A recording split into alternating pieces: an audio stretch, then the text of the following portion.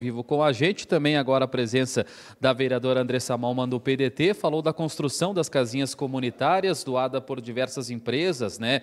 Tanto desde a construção, né, da madeira, da tinta, do telhado, enfim, essa construção, né, para os animais comunitários foi uma grande ação da senhora também, em conjunto com o presídio estadual aqui de Caxias do Sul, na localidade do Apanhador, né, vereadora? Seja bem-vinda, bom dia.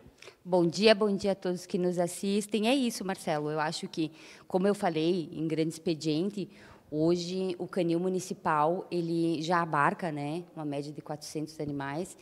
E nós não temos uma expectativa de, no novo canil, aumentar esse número. E eu acho justo, porque eu não acho que o canil municipal tenha que ser um abrigo para a vida toda. Eu acho que ele tem que ser temporário.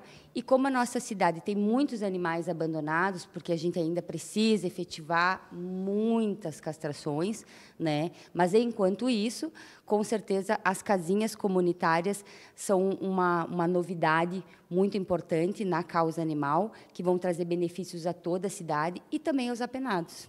Engloba também o projeto de lei do Estado, né, que essas casinhas ali não se pode tirar do lugar, nem estragar, nem roubar, digamos assim, né, vereadora? Exatamente. Muitas pessoas nos mandam mensagem dizendo: "Ah, eu coloquei uma casinha aqui na frente e tal pessoa não deixou, quis tirar". Lembrando, fiquem atentos, é crime ambiental retirar as casinhas, porque esse é o abrigo e faz parte das 5 liberdades de um animal. Vereadora, obrigado pela sua participação e um bom trabalho. Bom trabalho para vocês também, um ótimo dia a todos. Obrigado, vereadora Andressa Malman do PDT, falando ao vivo.